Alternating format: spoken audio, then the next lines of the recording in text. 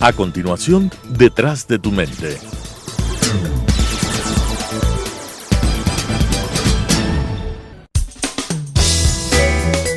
Clasificación A. Apto para todo público.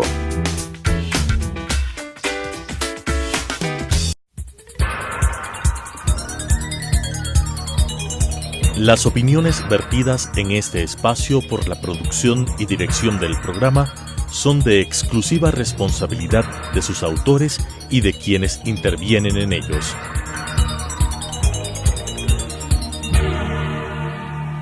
Telesucesos Canal 29 UHF presenta Detrás de tu mente, un programa de psicología para hablar sobre la esencia del ser humano, donde el principal invitado es el inconsciente, con la conducción de Erika Ricaurte. Detrás de tu mente. Vivimos en una sociedad en donde las diferencias no son bien vistas. En nuestra sociedad tratamos de polarizarnos, tratamos de ver las cosas como normal y lo que no entra dentro del marco de la normalidad, entonces entra al lado de la diferencia. Y creo que ahí está el gran problema de muchos de los aspectos en los cuales estamos viviendo, porque las inclusiones son parte primordial de la sociedad. Más bien tener diferencias es lo que nos hace auténticos. Y por eso el día de hoy traje a un psicólogo clínico muy reconocido y que recién viene con su especialización en todo el tema de las inclusiones, y justamente este va a ser nuestro tema el día de hoy. José, bienvenido, gracias por estar aquí conmigo. Muchas gracias por la invitación. Primero, gracias por invitarme al programa, estoy contento. Es algo que se tiene que topar, ¿no es cierto? Es un tema que se tiene que conversar, es algo que siempre, más bien dicho, la gente ha estado excluida, ¿no es cierto?, en la sociedad, especialmente con temas de diversidad funcional, y es algo que es importante mencionar ahora, y no ahora, o sea, en realidad siempre, ¿no es cierto?, pero que ahora el gobierno actual también ha estado introduciendo, y más bien manejarlo desde ese lado, ya con el apoyo del gobierno y también con el apoyo de nuevos profesionales en el área de discapacidad intelectual, autismo, discapacidad física, ¿no es cierto?, motriz, síndrome de Down y un montón, ¿no es cierto?, de otros síndromes y problemas también, como problemas de aprendizaje específicos también, que entran en el lado de educación especial. José, en realidad tomemos en cuenta que para nosotros las diferencias, como habíamos hablado hace un ratito, todavía no son bien vistas. Más, hay lugares, ¿sí?, en donde todavía pasa una persona con discapacidad y todavía le regresamos a ver raro, ¿no? Todavía le regresamos a ver como alguien completamente diferente a nosotros, porque en nuestra sociedad nos encanta, y el ser humano en sí, nos encantan las polarizaciones, nos encanta el lado bueno, el lado malo, lo frío, lo caliente. O sea, no encontramos que en realidad el equilibrio del ser humano está en las cosas equilibradas, en la mitad. Sí, y dentro de este tema, el tema de las inclusiones, el tema de los procesos de cómo manejar el tema de las inclusiones, todavía hay sistemas escolares en donde no son aceptados de por sí. Bueno, con las nuevas leyes ya ahora tenemos un poco más de apertura en el tema de trabajos. Es más, las empresas tienen la obligación de tener, me parece que el 10% de las personas con discapacidad dentro de sus empresas, y todavía siento que a la sociedad nos falta. Me gustaría que empecemos, que me cuentes un poquito sobre ti. Bueno, ahí hacerte una pequeña corrección. Yo soy licenciado en psicología, hice una maestría en educación especial con especialización en pedagogía terapéutica de la Universidad de Valencia. Okay. Yo tengo un motivo personal, por así decirlo, con el tema de educación especial. A mí me diagnosticaron a una edad más o menos tarde el trastorno con déficit de atención con hiperactividad. Y eso, la verdad es que me manejaron muy mal en colegio privado, y también pocos profesionales al respecto en ese tiempo también, por así decirlo, que conocían a fondo cómo manejar el problema, ¿no es cierto?, de trastorno por déficit de atención con hiperactividad. Y eso tuvo una consecuencia en mi educación, en la parte social también, de comunicación. Entonces va por ahí mi lado a tratar de darles voz, ¿no es cierto?, una imagen a las personas que tienen no solo, ¿no es cierto?, el trastorno con déficit de atención con hiperactividad, sino también a cualquier tema, ¿no es cierto?, o persona que esté diagnosticada o tenga algún problema, hablamos de diversidad funcional, es un abanico muy amplio, ¿no es cierto?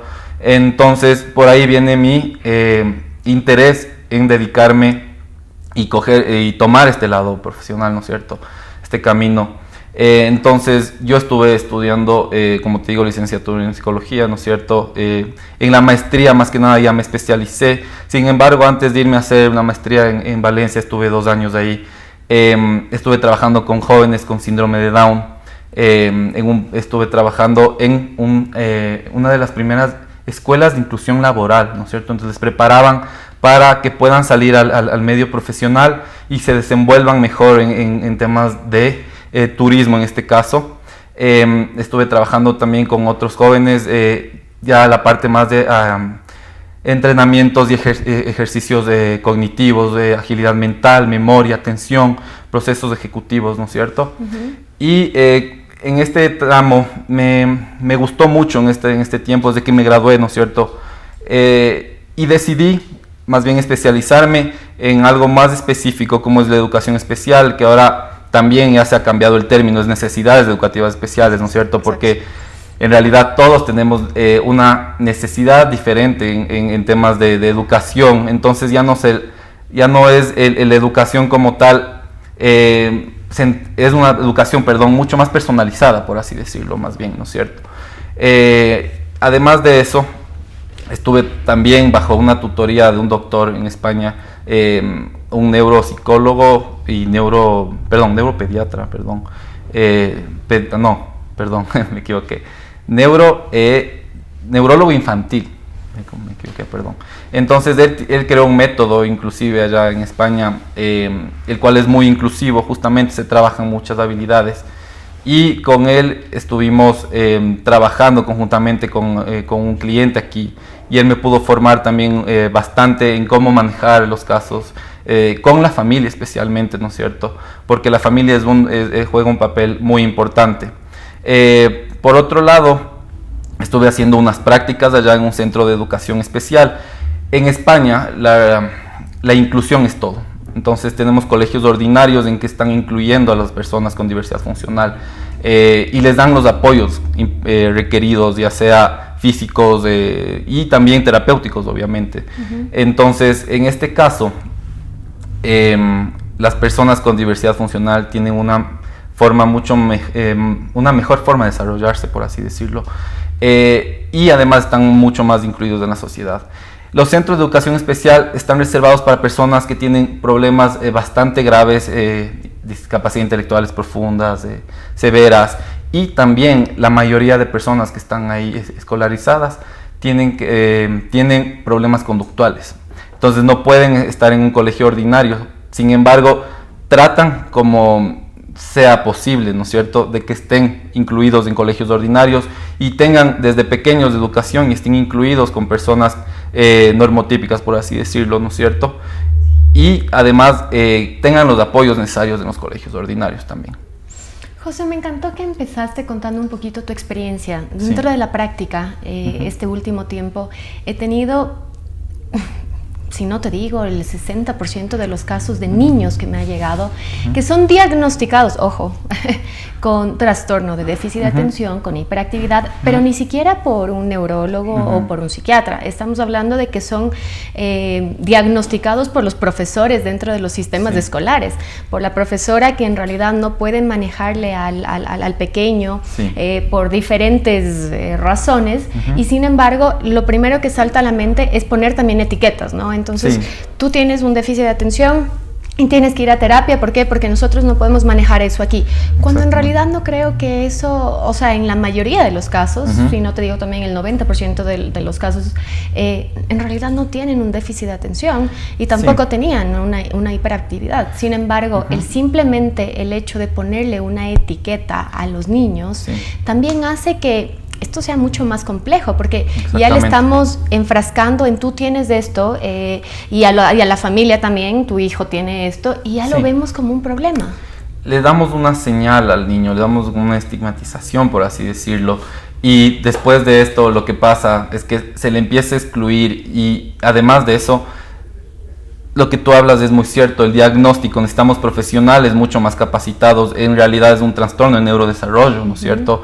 Y también podemos decir lo mismo con el autismo, hay muchos casos mal diagnosticados de autismo, cómo empieza además, cómo se diagnostica edades más tempranas también, ¿no es cierto?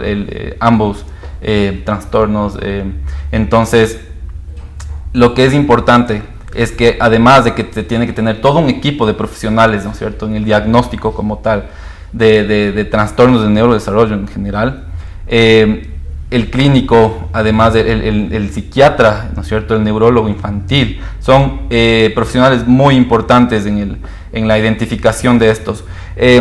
Además de eso, siempre está, ¿no es cierto?, la evaluación a profundidad de la persona que tenga los problemas o que creamos que tenga algún trastorno de neurodesarrollo. Es cierto también lo que tú mencionas, ¿no es cierto? Les damos una etiqueta y con esa etiqueta les imposibilitamos también, ¿no es cierto? Y además de eso, le decimos al mundo que por poco les tratemos distinto, ¿no es cierto? Y les tratemos de una manera especial, por así decirlo. Y te estoy hablando, por ejemplo, de trastornos del espectro autista, que tienen muchísimos problemas de comunicación, habilidades sociales especialmente, ¿no es cierto? Y sensoriales también.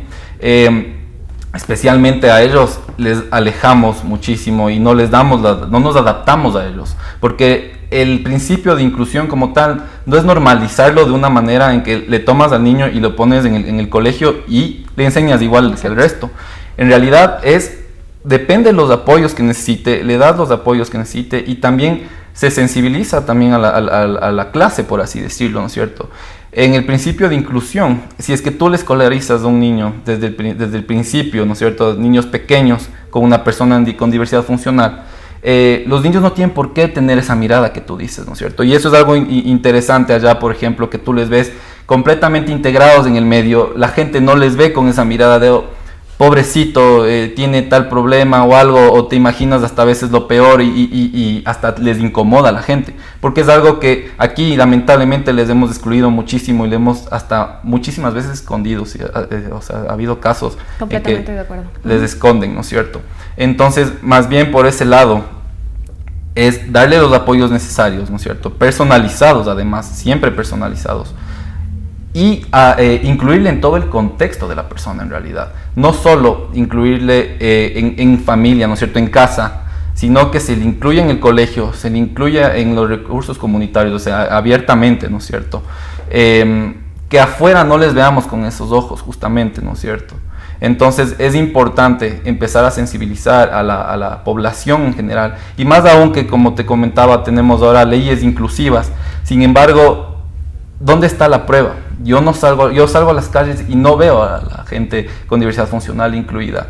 Y más aún, ¿dónde están los profesionales también, que son especializados y justamente que diagnostiquen bien, ¿no es cierto?, correctamente, que hagan una evaluación correcta, que además estén actualizados en los sistemas actuales de evaluación y de diagnóstico también? Porque algo muy importante, desde el 2013 ya no se le considera a la persona discapacitada por el coeficiente intelectual, que era antes lo que se... Parte de, porque para dar el diagnóstico se necesita, claro, la discapacidad intelectual, la conducta adaptativa y también las habilidades sociales, ¿no es cierto?, todo eso. Entonces, ya quitamos de ese lado la discapacidad intelectual por el lado cognitivo y más bien le dotamos justamente una conducta adaptativa que es justamente habilidades de la vida diaria, ¿no es cierto?, autonomía en todo sentido y también inclusión social en todo sentido. Entonces, hasta la persona inclusive con un tratamiento adecuado, ¿no es cierto?, un tratamiento terapéutico, puede pasar de una persona discapacitada a una persona sin discapacidad en el momento en que la conducta adaptativa se trabaja correctamente. Me encantó la última frase que dijiste, que una persona con discapacidad se puede transformar en una persona sin discapacidad. ¿Por qué? Sí. Porque ya tenemos los recursos, ya tenemos Exactamente. la situación, la sociedad, que a la final la vamos a incluir. Recién leía un artículo súper bonito que hablaba que todo un aula escolar aprendió el lenguaje de señas porque una niña iba a ingresar y obviamente lo que no querían es que esta pequeña se sienta excluida. Y yo creo que en esas cosas, en esos pequeños, bueno, que no son pequeños detalles, son muestras de que en realidad las diferencias lo único que hace es encontrar la autenticidad que tenemos como sociedad. Porque el hecho de tener diferencias, o sea, tomemos en cuenta que simples diferencias tenemos siendo, entre comillas, completamente sin ninguna discapacidad. Exactamente. Cuando en realidad lo que nos hace diferentes, y esa es una parte que me gusta, es encontrarnos con estas diferencias y decir, ok, yo te puedo integrar conmigo. Exactamente. José, quiero que me cuentes un poquito, ¿cuál crees tú que serían las recomendaciones para los padres de familia, para la sociedad en general, que tiene personas cercanas y que en realidad, ¿qué es lo que podemos hacer como sociedad? Sí, a ver, primero que nada, encontrar los profesionales adecuados. Como tú decías, una profesora no puede estar diagnosticando, ¿no es cierto?, el trastorno por déficit atención y hiperactividad, por ejemplo, ¿no es cierto? Y además de eso, también capacitarse en familia, ¿no es cierto? Para eso necesitas un profesional, pero además de eso, investigar por su propia cuenta, meterse al internet, ver qué podemos hacer para ayudarle a la persona, ¿no es cierto? Y más aún si son nuestras personas cercanas. Y regirnos por dos principios, el de normalización y el de integración. Normalización, tratar de que la persona tenga la vida lo más normalizada posible. Es decir, un ejemplo muy sencillo, si van a salir a la calle, asegurarnos de que esté bien vestido, ¿no es cierto? Que salga con ropa bonita, que además le llevemos a hacer actividades que él proponga, ¿no es cierto? Que no se lo vea justamente como una persona aparte y además trabajarlo de una manera lo más natural posible. Por otro lado, la familia también tiene que tratarle de una manera lo más normalizada posible. Lamentablemente, inconscientemente, a veces les hablamos con voces muy infantiles, por ejemplo, un trato muy infantil, cuando la persona puede estar teniendo 20, 30 años y le estamos diciendo, mi niño, qué lindo es mi niño, ¿no es cierto? El cariño está ahí y entiendo eso, pero el trato como tal, no creo que le guste a una persona de 20 o 30 años, ¿no es cierto? Que le estemos tratando como de una manera infantil, sino con todo el respeto posible, tratarle de una manera más normalizada posible. Por otro lado, ser muy constantes también en la terapia. Una vez que se diga, se tiene que intervenir en el contexto en general. Si hablamos de un niño, estamos hablando de casa, colegio, ¿no es cierto? Y un poco su entorno, que podría ser salidas de afuera al parque o lo que sea, ¿no es cierto? Se intervienen los apoyos necesarios para darle las herramientas necesarias. Entonces, ser constante para que tenga también sentido la terapia y también se pueda manejar de una manera mucho más eficiente, porque si le das continuidad vas a ver resultados. Sin embargo, muchas veces decimos el profesional tiene que hacer todo y no es cierto. En este caso nosotros lo que damos son las herramientas, ¿no es cierto? Y le damos la guía. Pero además de eso, la familia tiene que ser muy constante, seguir la terapia y también muchas veces las recomendaciones. Y una cosa importante, si es que ves que no hay resultados, ¿no es cierto?, con la persona que estás trabajando directamente, buscar tal vez otras opciones. Porque sí es cierto, aquí también muchísima falta de expertise en este aspecto.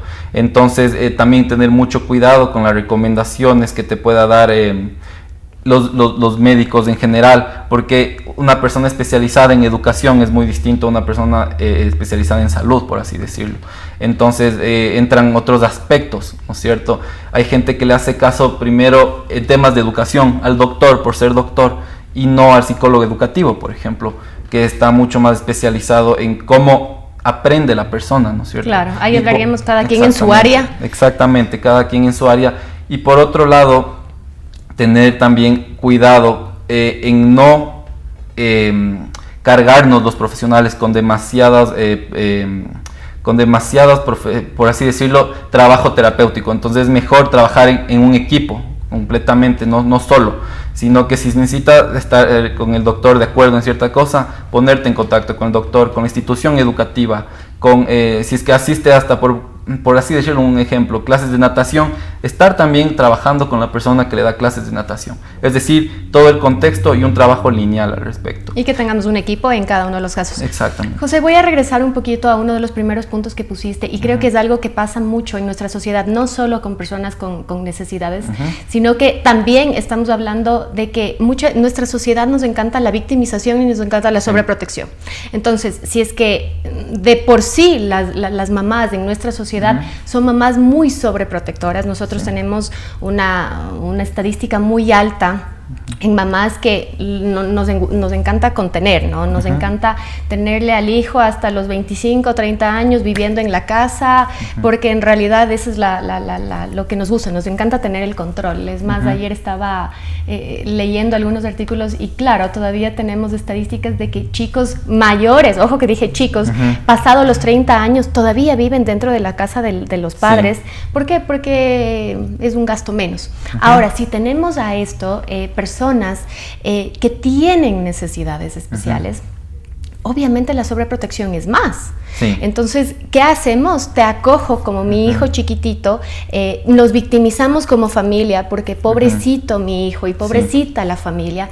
Y en realidad desde ahí tenemos que poner un alto, porque si nosotros no rompemos este esquema del sistema familiar, no va a tener ninguna evolución. O sea, más bien lo que vamos a hacer es que sigamos victimizándonos y lo que vamos a tener es regresiones de todo el sistema familiar, ni siquiera de la persona, sino de todo el sistema familiar. ¿Qué piensas tú con respecto a eso? Sí, es cierto. Honestamente, lo más importante en este caso, volviendo al tema al principio de normalización, ¿no es cierto? En el sentido de que tenemos que tratar de manejarlo de la mejor manera primero para no hacerles sentir distintos, ¿no es cierto? Sino hacerles sentir integrados a través de, primero que nada, creo yo, es una psicoeducación a nivel, en este caso estamos hablando de Ecuador, a nivel nacional. Porque mientras más se fomente la autonomía y la integración de estas personas, va a dejar de ser un tema desconocido para las personas. Ya no les muchas veces les tienen miedo a las personas con autismo, por ejemplo. Va a ser distinta la reacción, ¿no es cierto? El desarrollo, además, si estamos hablando en el caso ya de una crianza, queremos hablar de una crianza normal, por así decirlo, con los apoyos necesarios, ¿no es cierto?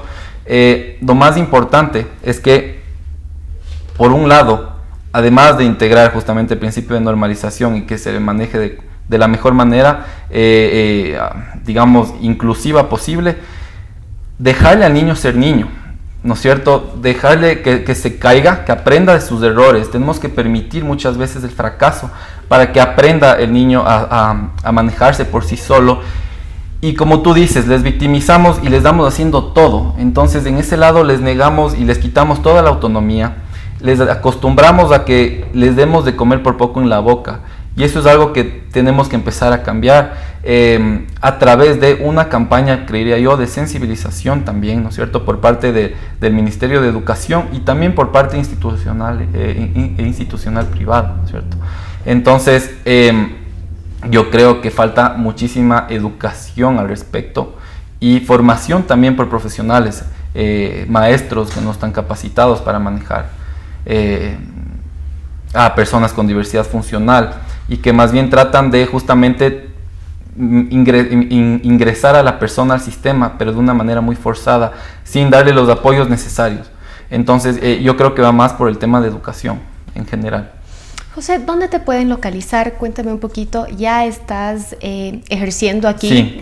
Cuéntanos dónde te pueden localizar, tu número de teléfono para que podamos tener tu información. Muy bien, mi número de teléfono es 099-812-7294, me pueden encontrar también en redes sociales, es @incluserpsicología, ese es Instagram, y mi cuenta también, mi página web, perdón, es inclu.com.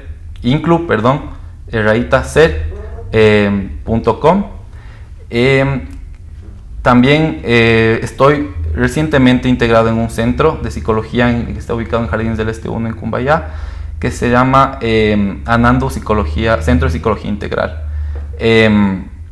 Por otro lado, me parece importante mencionar que a mí me gusta mucho trabajar en equipo. No hago yo solo las terapias. Siempre espero y tener apoyo de alguien, ¿no es cierto? En este caso tengo apoyo, trabajo conjuntamente con si necesita el médico, porque generalmente necesito un médico, un psiquiatra, ¿no es cierto? Por ejemplo, estoy trabajando con el psiquiatra, con los profesores, con la familia, para intervenir en todo el contexto. También me movilizo a domicilio, pero lo que queremos hacer es generalizar, ¿no es cierto?, el aprendizaje como tal. Entonces, trabajo en casa, trabajo afuera de casa y trabajo también en centro. Perfecto. Te agradezco muchísimo por haberme acompañado. Creo que es un tema muy importante, muy especial, pero que en realidad lo único que nos daría es mejorar en todos los temas como sociedad. Sí. Agradecerles una vez más. Me quedo con muchas frases de las cuales trabajamos el día de hoy. Sin embargo, la parte de la inclusión, este tema de darnos cuenta que las exclusiones lo único que hace es polarizarnos y todas las polarizaciones nos aleja de nosotros. Es decir, integremos a todas las personas que están dentro de nuestra sociedad. Y si tú, la persona que nos está escuchando, tienes un ser, una persona cercana, empecemos por nosotros mismos, empecemos a verle, dejemos la victimización y empecemos a incluirla dentro de nuestra vida. Creo que esa es la mejor forma para mejorar como sociedad, para mejorar en todos los aspectos que queremos. No se olviden nuestras redes sociales, estamos como Detrás de tu Mente, en Erika Ricaurte, psicoterapeuta, cambiamos el nombre para que justamente estemos igual en Facebook e Instagram. Entonces nos buscan en Facebook o en Instagram como Erika Ricaurte Psicoterapeuta. Durante toda la semana subimos información, subimos frases, subimos los diferentes links de los programas, así que les esperamos. Les agradezco una vez más y nos vemos la siguiente semana para otro programa súper interesante de Detrás de tu Mente. Las opiniones vertidas en este espacio por la producción y dirección del programa son de exclusiva responsabilidad de sus autores y de quienes intervienen en ellos.